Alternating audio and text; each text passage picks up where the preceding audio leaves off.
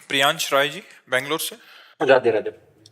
राधे राधे महाराज जी। महाराज जी आपके चरणों में कोटि कोटि प्रणाम।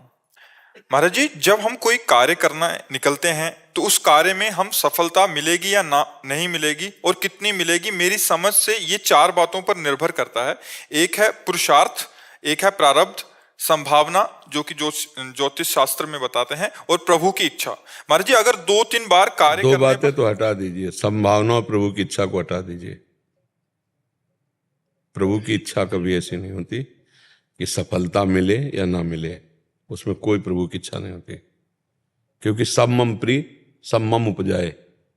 तुम्हारे कर्तव्य का, जैसे हमारे स्कूल में टीचर हम सबको पढ़ाते थे, तो किसी के प्रति उनका प्यार कम ज्यादा थोड़ी है। पढ़ा तो समान रहे, लेकिन मेहनत विद्यार्थी की।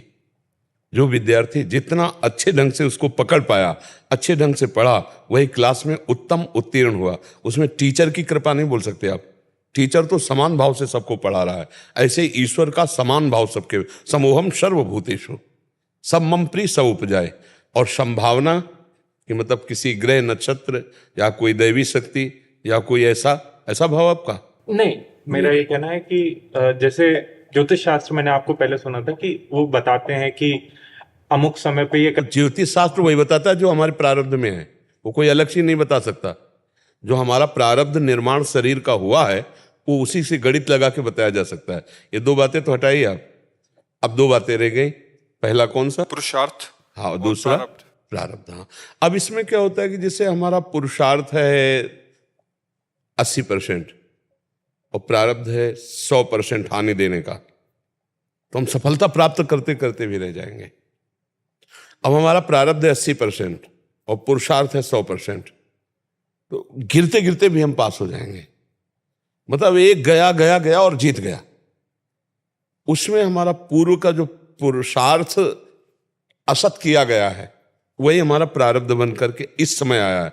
अब वर्तमान का हमारा सद पुरुषार्थ इतना जोर का हो कि पूर्व किया गया जो हमारा पुरुषार्थ था, जो प्रारब्ध बनकर है, उसको परास्त कर दे। इसीलिए हम कहते हैं नाम जप करते रहो और प्रयासरत रहो और फल में समान भाव रखो। फल में समान भाव न रखने के कारण बड़ी दुर्दशा हो जाती है।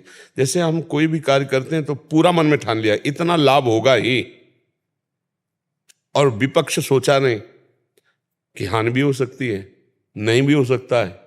ये जरूर पक्का सोचना चाहिए, विपक्ष जरूर सोचना चाहिए। वही बुद्धिमान आदमी है जो दोनों पक्षों को सोच के चलता है, वो मजबूत होता है कि हो सकता है हम फायदे के लिए कर रहे हैं, प्रयास हमारा पूरा फायदे, लेकिन हानि भी हो सकती है, तो सहेंगे यार।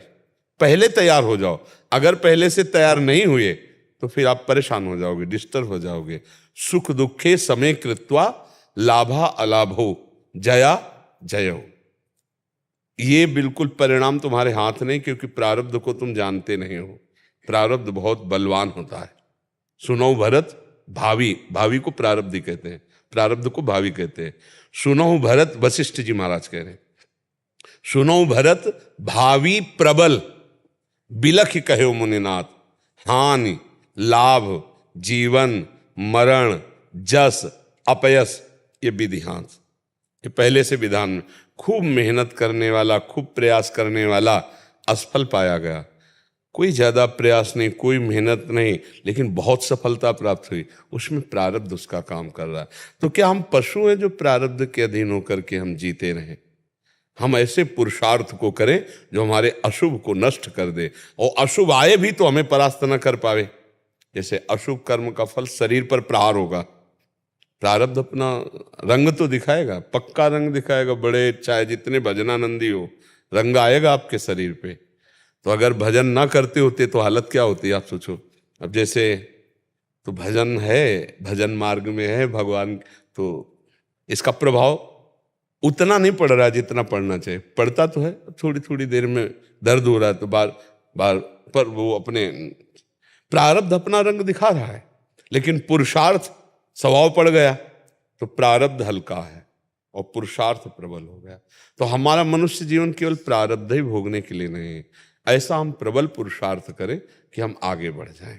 पुरुषार्थ में कमी होने पर प्रारब्ध का भरोसा लेकर बैठने वाले को कायर पुरुष कहा गया है। प्रारब्ध का भरोसा लेकिन दैव दैव आलसी पुकारा। अब जो होगा ऐसा नहीं, प्रयास हम करते हैं, फिर फल में जो होगा वो भगवान जाने। पुरुषार्थ हमारा प्रबल होना चाहिए। ईश्वर की इच्छा इस पर मत रखिएगा, क्योंकि ईश्वर कभी भी किसी के ना तो अनुकूल ना प्रतिकूल, समोहम सर्वभूतेषु, भगवान सम रूप से है। आप धर्म के अनुकूल चले, आप ईश्वर के अनुकूल चले तो आपको अनुकूलता दिखाई देगी, आप ईश्वर के प्रतिकूल चले तो आपको प्रतिकूलता दिखाई।